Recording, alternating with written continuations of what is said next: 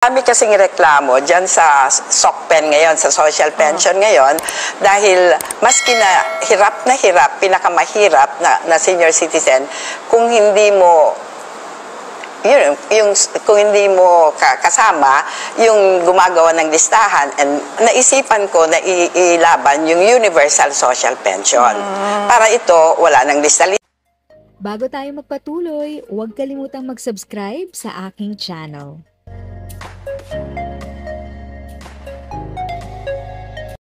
Thank you sa pag-click ng aking video. Good day po sa lahat ng mga nanonood. Sa mga bagong viewers at napadaan lang, by the way, I'm Tita Eda. Welcome to my channel. Ang channel na maghahatid sa iyo ng dagdag kaalaman tungkol sa government services, bagong mga balita at informative videos na galing sa legit na resources. Mag-subscribe na para updated ka. Mostly ang mga concerns na natatanggap po natin mula po sa ating mga seniors. Yes. Marami kasing reklamo dyan sa SOCPEN ngayon, sa social pension ngayon, dahil maski na hirap, pinakamahirap na senior citizen, kung hindi mo kung hindi mo kasama yung gumagawa ng listahan, and usually mga barangay captains ang gumagawa ng listahan, hindi na sila na-i-include na mag-pension. So yun ang madalas na reklamo na ano. So naisipan ko na ilaban yung universal social pension. Para ito, wala nang lista-lista, wala nang pila-pila, ano na lang, lahat na lang ng senior citizens, age 60 and above, mayaman man, mahirap man, may pension man, wala, makakatanggap ng pension buwanan, no? Kasi sabi naman ng mga nagpe-pension ng GSI, SSS, bakit pinaghirapan naman daw nila 'yon? Bakit naman sila madi-discriminate dito sa social pension, which is true naman, di ba?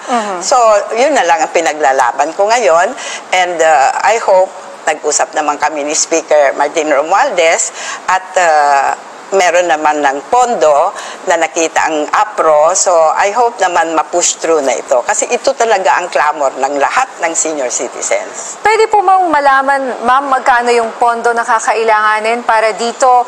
At kung ilan yung mga seniors na magbe-benefit kung gagawin nating universal social pension? Di naman din ganun kadami po eh. Yes, oo. Mga almost more than 11 million. More than 11 million. And right now, it's how many?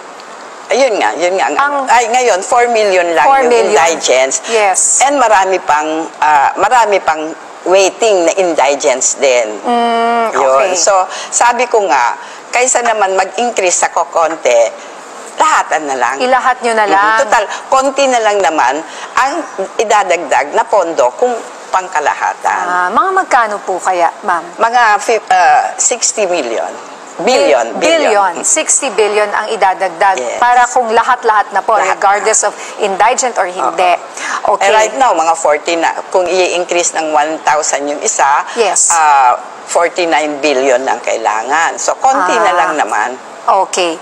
So, sana nga po mahanapan para naman sumaya ang ating mga seniors po, no? Kesa sa kung saan-saang bagay mapunta pa yan. That's right. So, If sa tingin mo, natulungan ka ng video ko na ito, nakasave ka sa oras mo, you can click yung thanks button at any amount ay malaking help sa pag-grow ng channel ko. Yun lang po muna ang aking update. Sana ay nakatulong na dagdag kaalaman ang aking shinare today. Ang goal ng aking channel ay mag-create ng awareness. Kung ganitong mga topic ang gusto mo, panoorin mo ang mga videos ko na ito.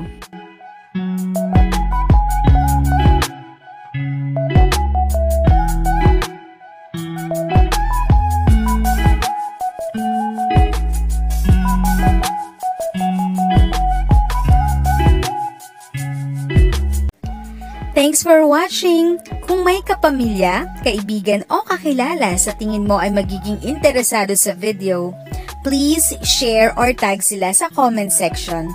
At syempre, if nagustuhan mo ang video, i-like mo na ito at subscribe ka na din. As always, feel free to write your questions, comments, and opinions respectfully. And continue to be a blessing and stay safe!